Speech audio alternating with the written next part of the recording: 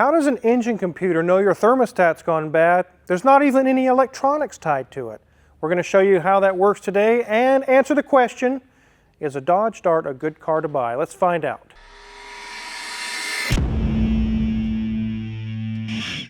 This is a 2013 Dodge Dart SXT, and it's one of the cleanest, nicest ones I've seen in a long time. We're going to talk about that here in a little bit, but most of these are usually in pretty bad shape. It came in with a check engine light on. The customer was concerned some major issues were wrong with their car, and it ended up just being a couple of minor incidences, and we did a service on it.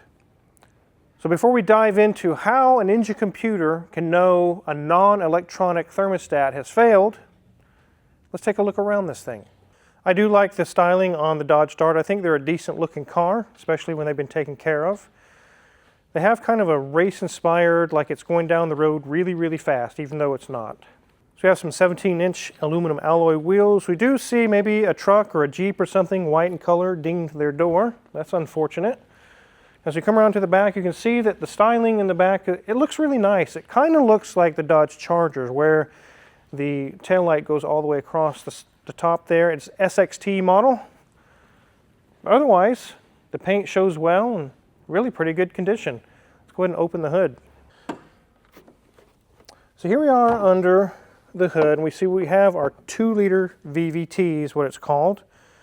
These could have had multiple different types of engines. It's kind of hard to see because this looks like an engine cover. It's just an engine cover, but it's actually part of the intake system. You can see that it goes into here and it all comes off as one unit. So I won't be removing that. But you could have got, in some of the years of the Darts, the 1.4 multi-air, which uses kind of electronics and oil pressure and things to operate the valves, and they can be problematic. But this is just a good old tried and true 2-liter 4-cylinder. It's about 160 horsepower and 150 pound-feet of torque. It's not a tire burner or anything, but one thing you can really see is there's plenty of room all around this engine to work on it, to get to the front, the rear, to the sides. But what failed on this vehicle was actually really hard to get to. We'll show you that here in a minute. Let's let Mrs. Wizard give you guys an interior tour of an actually somewhat nice Dodge Dart. You can see back there it says 136,806 miles, and yes, the door is open because the second I close it, it goes away. So they've got a short time span on there. Gauge cluster, it's looking really nice. I like all the red design in there, looking really good, very classic for Dodge. So move up, everything's looking nice. Got a cell phone holder there. Everything's looking no cracks or anything. Oh look, they're a fan of Tim Burton, Nightmare Before Christmas, loving it. We've got more. Oh, we've got the all-seeing eye. We've got a little guy hanging out in there. Hi, little guy. And a little whisk broom. He smells lovely. As we move over, the dash is in good shape. I like how the infotainment screen is kind of, tilted more towards the driver than the passenger, making it a little bit easier for the driver to access. Simple to control HVAC controls. Oh, look, another little guy. Isn't he just cute, hanging out there with our gear selector? Moving back, got cup holder coasters. We've got a protector for our windshield. Well, at least our dash, keep it a little bit cooler in here. Okay, here we have, these little armrests, they have a sad life sometimes, and this one's gotten cracked. You can buy replacements for these. You can buy covers for these. You can actually buy like a leather kind of sticker you can put on here. We have one on our Amazon affiliates that we've used several times called Masta Plasta. Has a really odd name, but actually works really well, and it sticks pretty well. But let's go ahead and take a peek. Got a sunglasses case, lanyard, everything that's important we need. Seats, well, I can't tell you what they really look like because they've got seat covers on them, so I don't know if it's damaged beneath it, just protecting it in general, but that's what we've got. So it's encased like a mummy inside that lovely kind of grayish shroud. Lots of gray in here, but I like how we have some different textures going on there between the different materials that are on our door card, like that swoop as it goes in there to that little map holder. Back seat, I imagine they probably had some of that white stitching on the actual seats that, in the front, but again, they are covered. The back seat is not covered, and maybe one hint is, looks like we've got some hairs down there. I wonder if puppy's been in here and they're trying to keep the car safe and clean without having puppy hair on everything. That's highly possible. Looking at our headliner, everything's in good shape. Nothing going on, nothing's leaking, nothing's sagging. Back of that steering wheel, got that lovely Dodge symbol here in that center. Buttons on the sides, looking easy to use, easy to drive. So enough of this interior talk. Let's get this up in the air and see what it looks like on the underneath.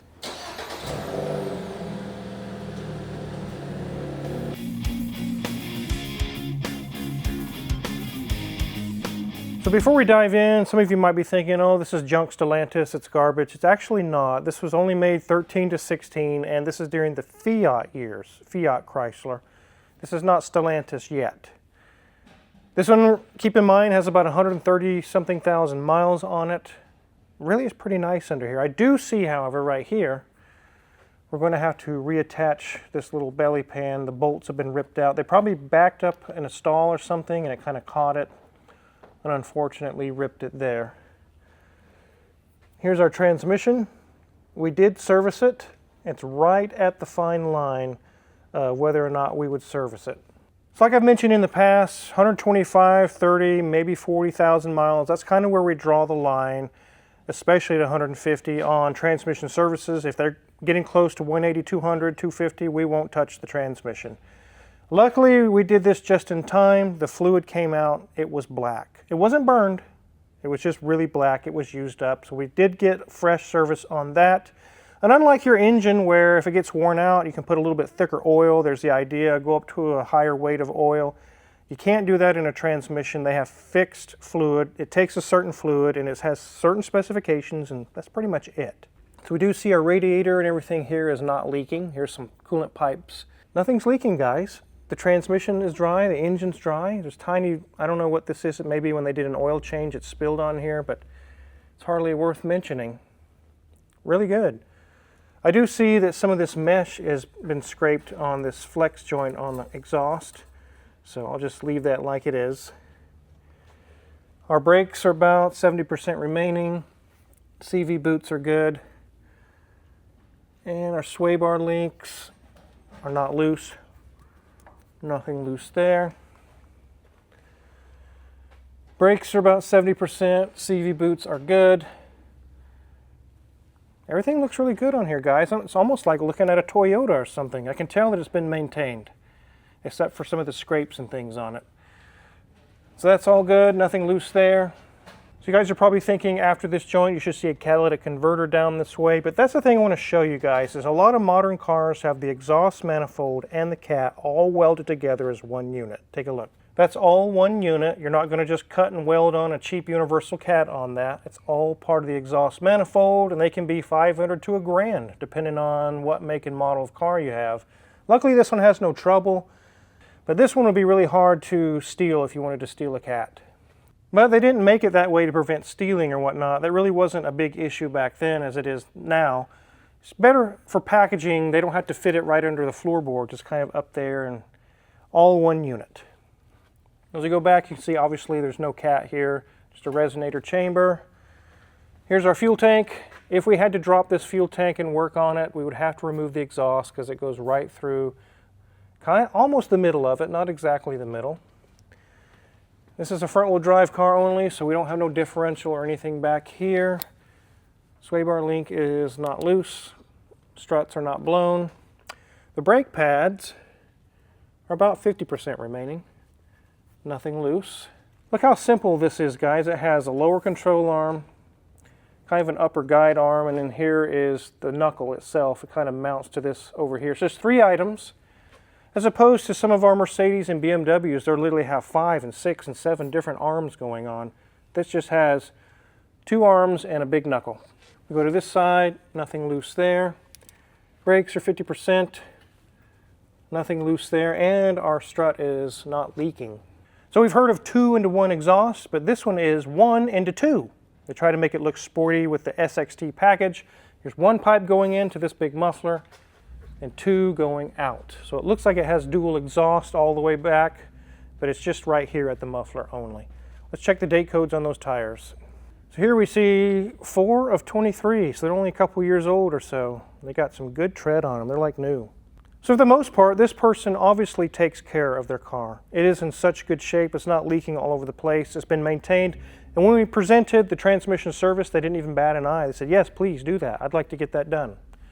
So let's get this on the ground and talk about what went wrong with this thing.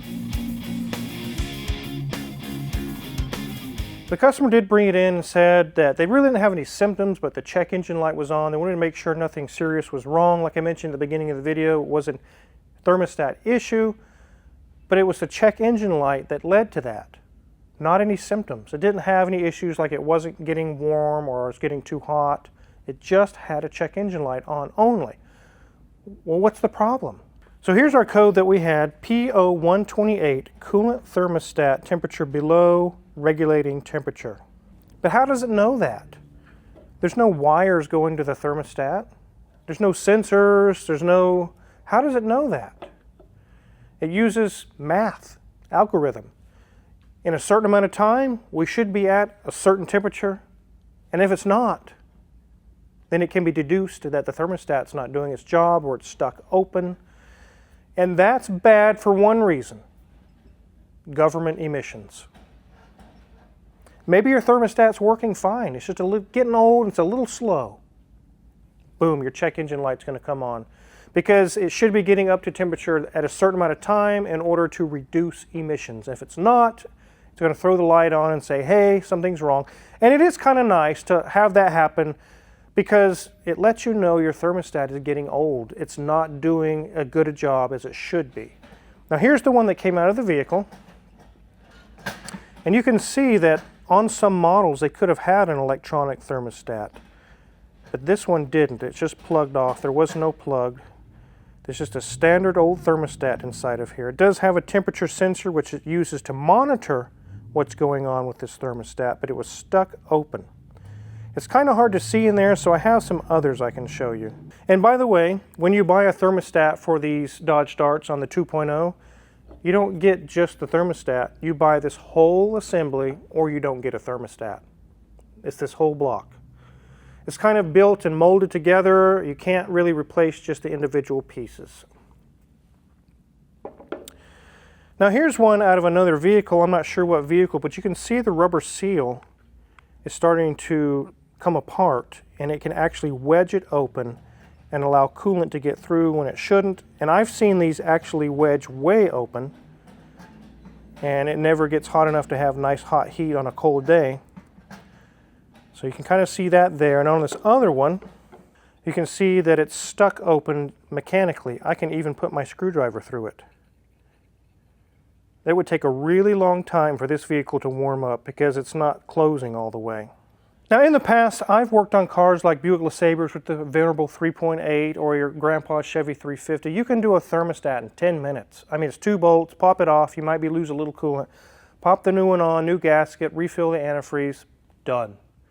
But a lot of newer cars, they're hiding them in really hard to get to places, and this one was exactly that problem. It was hard to get to. Let me show you.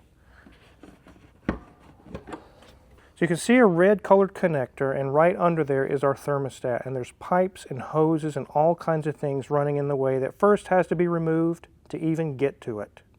I've had this argument with customers who still think like, and I know I've done thermostats that literally take 10 minutes. They're like, why are you charging me 2 hours to do this? A thermostat's a 10-minute job. No, it's not. On most cars, it's an hour or 2 or more. There are some cars out there where it can be 3 and 4 and 5 hours. It's just the way they package, the way they run the hoses and the pipes, and it can make it really difficult to get to. This one was only a couple hours. It wasn't that big of a deal. That includes the diagnosis as well, figuring out what was wrong with the vehicle. But you can have a check engine light come on and indicate your thermostat is bad, and it may not be fully bad yet. As long as you have hot heat and the engine's not overheating, it's not imperative you immediately get it done right away. But it is letting you know that your thermostat is on its way out. And currently it's not meeting the standards for emissions. And it uses the temperature sensors on the engine to figure that out with math and algorithms. So many of you remember the Dodge Darts of the 70s, 60s. They were not a luxury car. They're not, I mean, some of them were hopped up and hot rodded a little bit, but they really weren't a super hot rod. They were just kind of an economy car. They're a smaller car, families could buy them. And it's the same situation here. There are some hopped up models of even these you can get that have a little bit more power, a little bit faster, but mostly families and college kids and things like that are driving these cars. Now, is the Dodge Dart of the 2013-16 range, are they a good car? They can be, if they've been maintained like this one. This one's got a lot of life left in it, a lot. Probably another 150,000 miles at least, because it's been maintained. Just like with the transmission service we did on it, you keep up on those things and keep everything serviced, it will go a long time.